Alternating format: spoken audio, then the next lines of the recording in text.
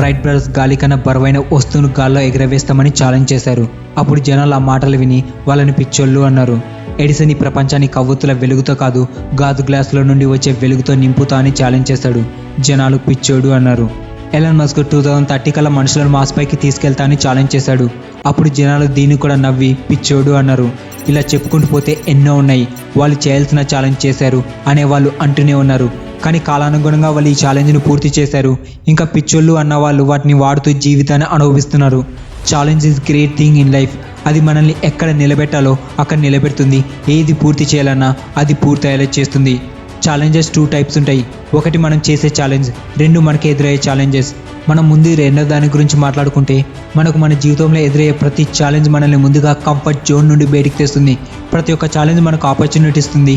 And ఈ opportunity మనలోని సమర్థతను unlock చేస్తుంది. మనం ఎదుర్కొనే ప్రతి సవాలు మనకు ఒక పాఠం. మీకు ఒక సవాలు ఎదురైనప్పుడు అది మీరు ఆలోచిస్తున్న దానికంటే ఇంకా ఎక్కువ విల్ పవర్ ఉందని తెలియజేస్తుంది. నేను మీకు ఒకటి గుర్తు చేస్తాను. వజ్రాలు ఒత్తిడిలోనే ఏర్పడతాయి. బలమైన ఉక్కు అత్యంత వేడి మంటల్లోనే కరుగుతుంది.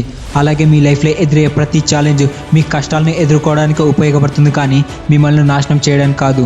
ప్రతి ఛాలెంజ్లో మీ ట్రాన్స్ఫర్మేషన్కి అవకాశం ఉంటుంది. మీరు ట్రాన్స్ఫార్మ్ అవ్వగల ప్రతి ఛాలెంజ్ను ఎదుర్కోండి.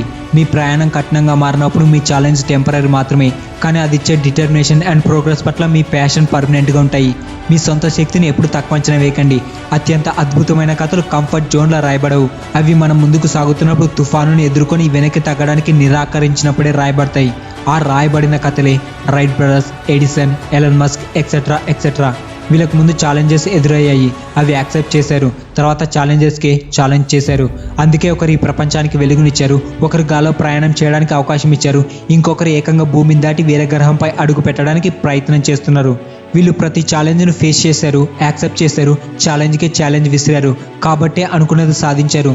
అందుకే కింద పడ్డారా ఛాలెంజ్గా తీసుకోండి, పైకి వెళ్ళాలా ఛాలెంజ్గా తీసుకోండి. కింద పడకుండా ఉండడానికి ఛాలెంజెస్ టఫ్గా ఉంటాయి మీరు ఫేస్ చేసినప్పుడు, ఈజీగా ఉంటాయి మీరు యాక్సెప్ట్ చేసినప్పుడు, నెరవేరుతాయి మీరు వాటిని కంప్లీట్ చేసినప్పుడు.